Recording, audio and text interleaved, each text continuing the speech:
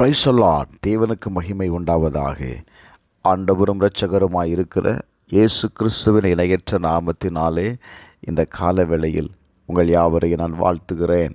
இந்த நாளுக்கான தேவனுடைய வார்த்தை சங்கீதம் 9வது அதிகாரம் 9வது வசனம். சிறுமைப்பட்டவனுக்கு கர்த்தர் அடைக்கலமானவர், நெருக்கப்படுகிற காலங்களில் அவரே தஞ்சமானவர். என கண்பானவர்களே, இந்த வசனத்தை நான் இன்னொரு மொழிபெயர்ப்பில் நான் வாசிக்கிறேன். பல குழப்பங்கள் இருப்பதால் பல ஜனங்கள் அகப்பட்டு காயமுற்றனர்.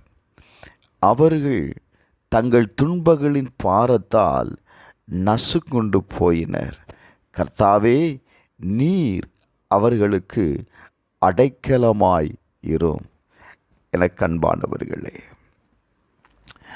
இன்றைக்கு நம்முடைய வாழ்க்கையில் பலவிதமான குழப்பங்கள், முடிவெடுக்க முடியாத சூழ்நிலைகள் இந்த நிலையில் இருக்கிறதுனால அது நம்மை காயப்படுத்துகிறது.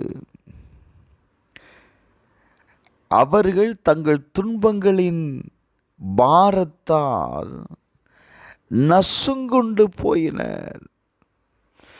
துன்பங்கள் அவர்களை அழுத்தும் போது அந்த காரியத்திலிருந்து அவர்கள் வெளியே வர முடியாதபடி சிக்குண்டு நசுங்குண்டு கிடக்கிற நிலை. வார்த்தை சொல்லுகிறது, அவர்களுக்கு. என கண்பானவர்களே, பல குழப்பத்தின் மத்தியில், துன்பத்தின் நடுவில் நசுங்குண்டவர்களாய் மேலே எழும்ப முடியாத சூழ்நிலையில் இருக்கிறவர்களுக்கு கர்த்தர் அடைக்கலமாயிருக்கிறார். அடைக்கலம் என்பது தேவனிடத்திலிருந்து நாம் பெற்றுக்கொள்ளுகிற பாதுகாப்பு. தேவன் உங்களுக்கு பாதுகாப்பாய் இருக்கிறார். Praise the Lord.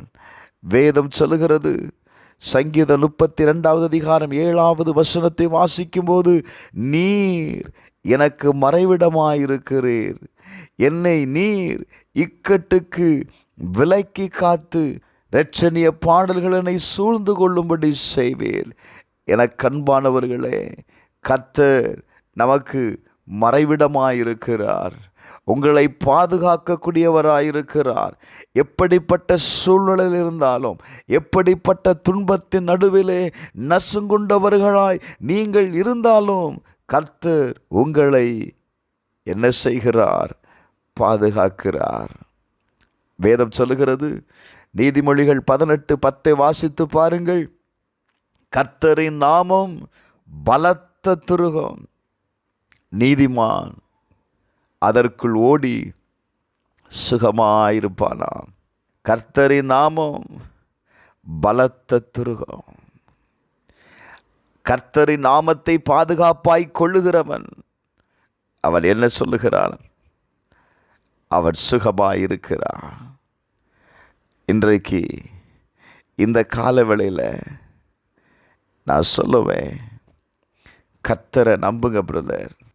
கர்த்தருடைய நாமத்தை கூப்பிடும் பொழுது நான் சொல்லுவேன், சங்கீதம் 37:39 சொல்லுகிறது, நீதிமானுடைய இரட்சிப்பு கர்த்தரால் வரும், இக்கட்டு காலத்தில் அவரே அவர்கள் அடைக்கலாம்.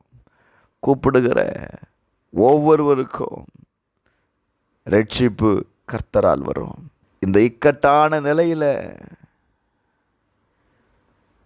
வேதம் சொல்லுகிறது, கர்த்தர் உங்களுக்கு அடைக்கலமாயிருப்பார். இப்படிப்பட்ட சூழல் இருக்கும்போது நாம் சில நேரத்தில் மனிதர்களுடைய உதவியை, மனிதருடைய தயவை நாம் நாடுகிறோம். சில நேரத்தில் நாம் நிராகரிக்கப்படும் பொழுது அதுவும் நமக்கு வேதனையாக மாறுகிறது அல்லவா? என கண்பானவர்களே, இந்த இக்கட்டான நிலையிலிருந்து நீங்கள் வெளியே வரணும்னா, உங்களை விடுவித்து கொள்ளணும்னா ஒரே வழி கர்த்தரின் நாமம். அவருடைய நாமத்தை கூப்பிடுகிற ஒவ்வொருவருக்கும் நான் சொல்லுவேன், கர்த்தர் அடைக்கலமாய் இருப்பார். செபிப்போமா? எங்கள் பரலோக பிதாவே, இந்த காலவேளையில் ஆண்டவரே, சிறுமைப்பட்டவனுக்கு நீர் அடைக்கலமாயிருக்கிறீர். எந்த காரியங்கள் எங்களை சிறுமைப்படுத்தி எங்களை அடிமைப்படுத்துகிறதோ அந்த காரியத்திலிருந்து நீர் எங்களை விடுதலையாக்கும்படி நான் செபிக்கிறேன்ப்பா. இயேசுவின் நாமத்தில் ஆண்டவரே, எங்கள் வாழ்க்கையில் இருக்கிற எல்லா நெருக்கத்தையும் கர்த்தர் மாற்றி, நெருக்கப்படுகிற காலங்களில் நீர் எங்களுக்கு தஞ்சமாய் இருப்பதற்காக உமக்கு நன்றி. இயேசுவின் நாமத்தில் செபிக்கிறேன் பிதாவே, ஆமென்.